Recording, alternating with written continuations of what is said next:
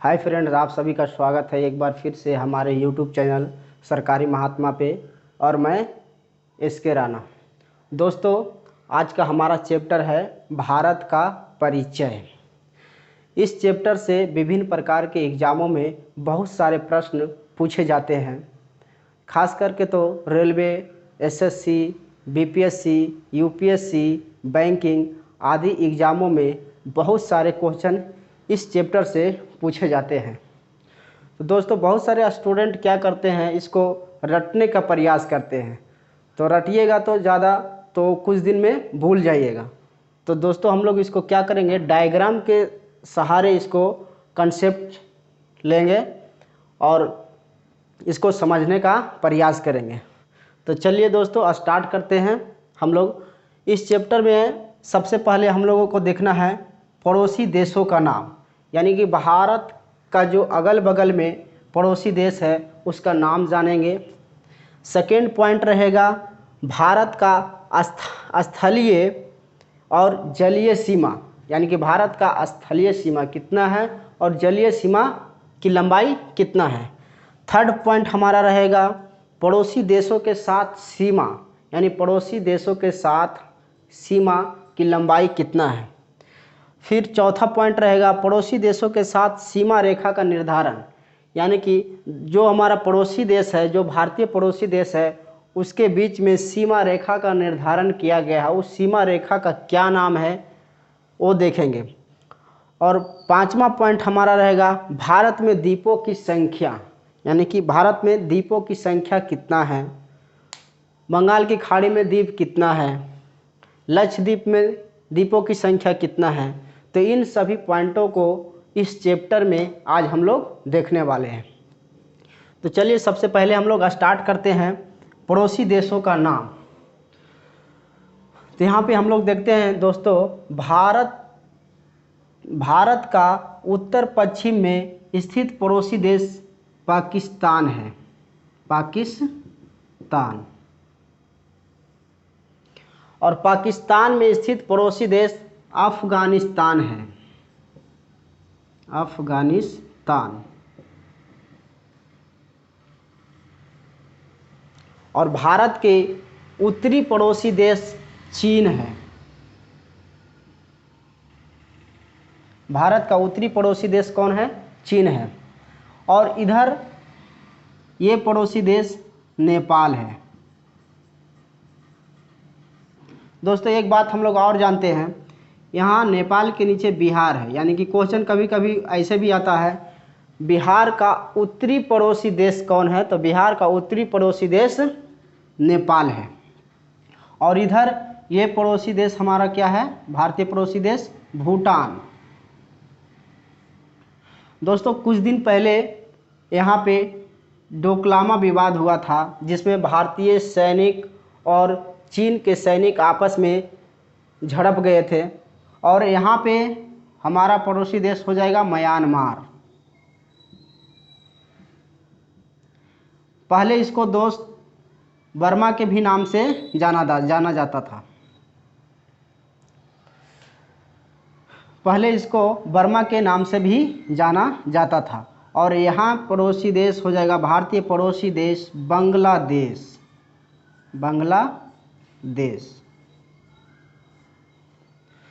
बांग्लादेश भारत का ही अंग था, लेकिन सन 1971 ईस्वी में बांग्लादेश भारत से अलग हो गया।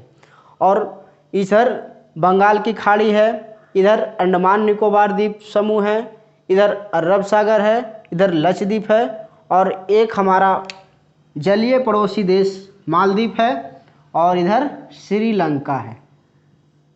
श्रीलंका। तो आइए दोस्तों, इन पड़ोसी देशों को हम और विस्तार से जान लेते हैं। तो दोस्तों, हमने पड़ोसी देशों का नाम जाने। क्वेश्चन पूछते हैं कि भारतीय पड़ोसी देश कितने हैं, भारत के पड़ोसी देश कितने हैं। तो हम इसको बारीक से गिन लेते हैं एक एक करके। 1 2 3 4 5 6 7 1 8 1 9, यानी कि टोटल पड़ोसी देश 9 है, जिसमें 7 स्थलीय पड़ोसी देश हैं, 7 स्थलीय पड़ोसी देश हैं, 2 जलीय पड़ोसी देश हैं और 3 जलीय प्लस स्थलीय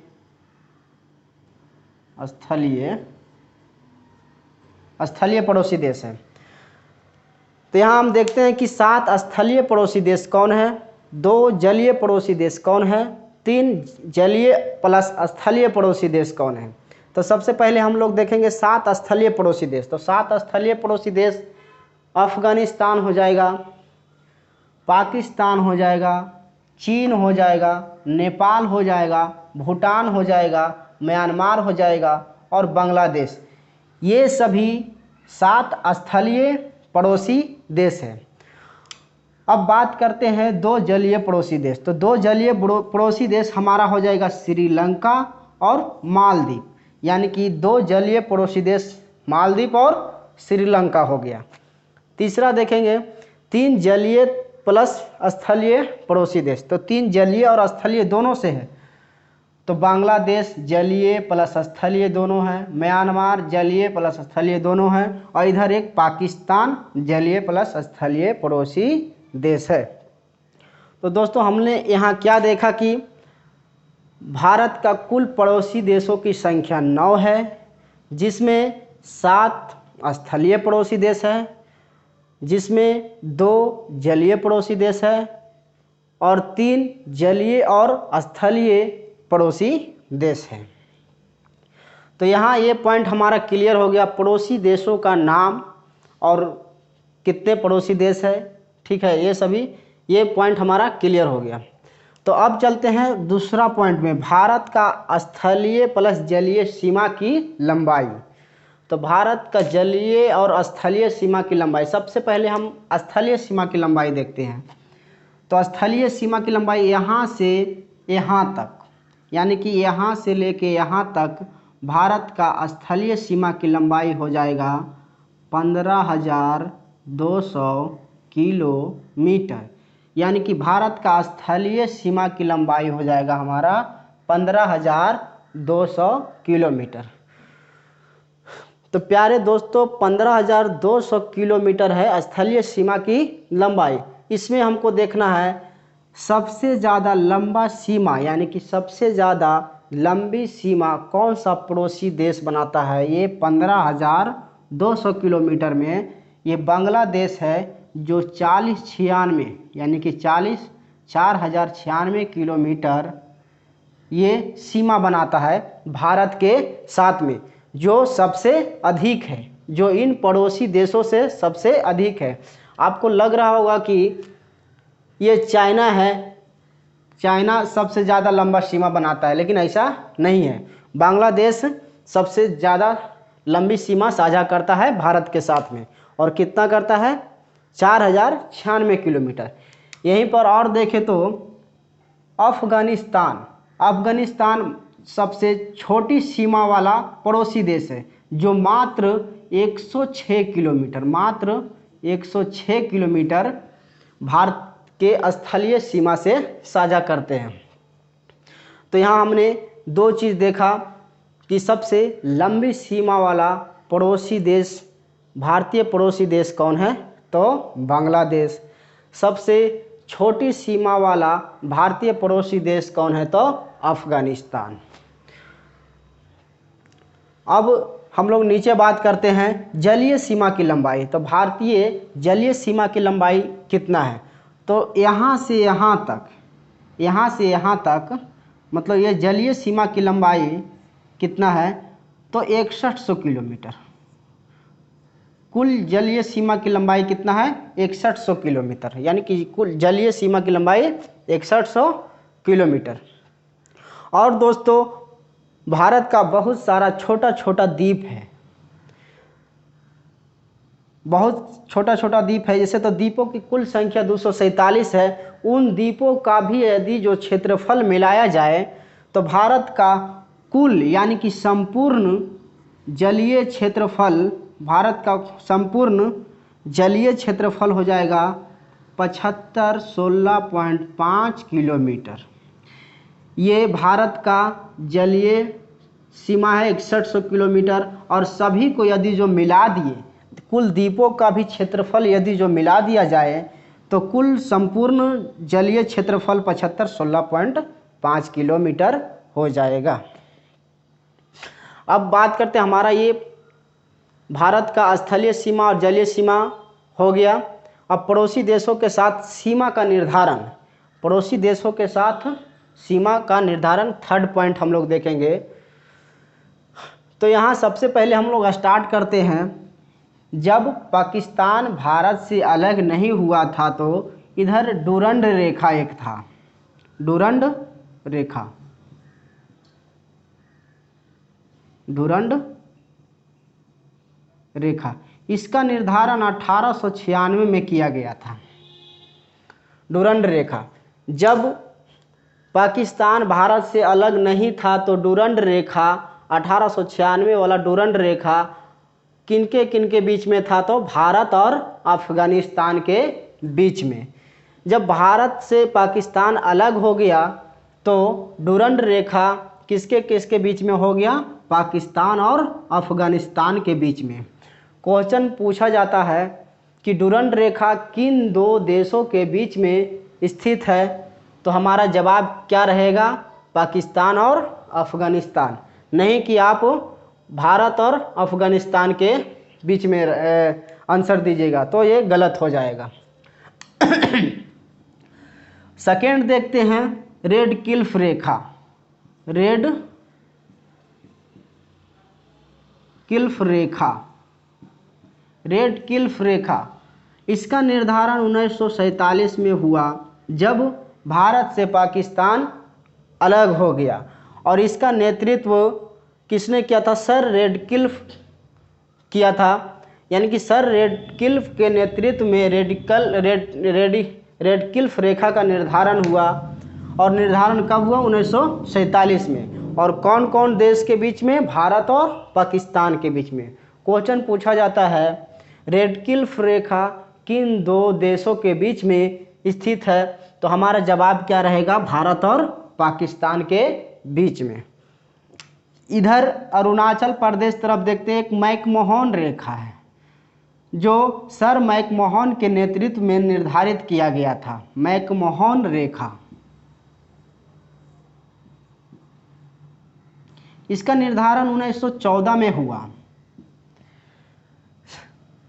इसका निर्धारण सन 1914 में हुआ। और किन किन देशों के बीच में है, तो भारत और चीन के बीच में। क्वेश्चन पूछा जाएगा मैकमोहन रेखा किन दो देशों के बीच में स्थित है, तो भारत और चीन के बीच में। और इसका निर्धारण किसने किया था, सर मैकमोहन। और कब हुआ था, तो 1914 ईस्वी में। तो चलिए दोस्तों, ये भी पॉइंट हमारा क्लियर हो गया, पड़ोसी देशों के साथ सीमा का निर्धारण। अब हम लोग चलते हैं भारत में द्वीपों की संख्या, भारत में द्वीपों की संख्या। चूँकि हम लोग दोस्तों जानते हैं भारत में कुल द्वीपों की संख्या 247 है, कुल द्वीपों की संख्या 247 है। चलिए इससे पहले हम लोग जान लेते हैं द्वीप किसे कहते हैं, प्रायद्वीप किसे कहते हैं। द्वीप वह भाग होता है जो चारों तरफ जल से घिरा हो। द्वीप वह भाग होता है जो चारों तरफ जल से घिरा हो। जैसे आप देख लीजिए, ये सभी जल है, ये जल है और इसमें छोटे छोटे द्वीप है, ये चारों तरफ जल से घिरा हुआ है, तो इसी भाग को हम लोग द्वीप बोलते हैं। ठीक है, तो इसमें बंगाल की खाड़ी, इधर लक्षद्वीप, इधर अरब सागर, तो टोटल 247 द्वीपों में 204 द्वीप 204 द्वीप बंगाल की खाड़ी में हैं और 43 द्वीप अरब सागर में है, जिसमें से सबसे ज़्यादा 36 द्वीप, टोटल 36 द्वीप लक्षद्वीप में है। और बाकी जो 36 के जो इसमें घटाएंगे वो सभी छोटा छोटा और भी द्वीप है अरब सागर में। दोस्तों तो हमने यहाँ क्या देखा कि भारत में द्वीपों की संख्या कितना है। भारत में कुल द्वीपों की संख्या 247 है। यदि जो आपसे पूछा कि बंगाल की खाड़ी में कुल द्वीपों की संख्या कितना है तो 204 है। लक्षद्वीप में द्वीपों की संख्या कितना है, 36 है। तो ये हमारा पॉइंट क्लियर हो गया। और द्वीप किसे कहते हैं, द्वीप वह भाग होता है जो चारों तरफ से जल से घिरा हो। और एक चीज़ और जानते हैं हम लोग, इसको मिटा देते हैं थोड़ा, इसको एक चीज़ और जानते हैं हम लोग, भारत के बीच में विंध्याचल पर्वत है।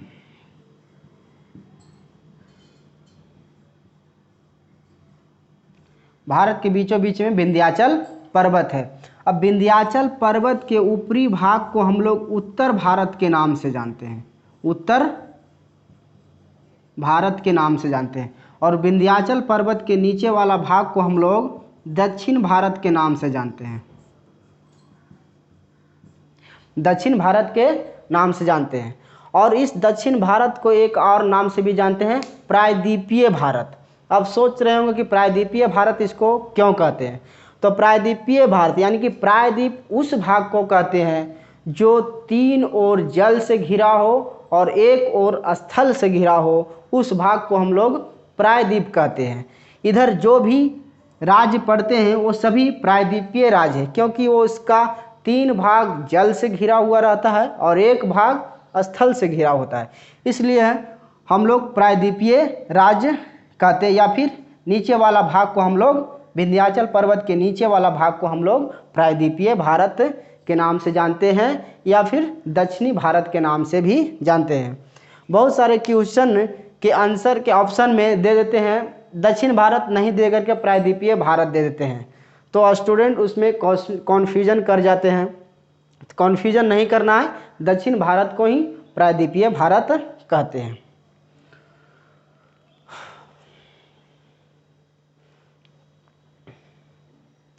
और एक बात और है दोस्तों, यहाँ पे अंडमान निकोबार द्वीप समूह है।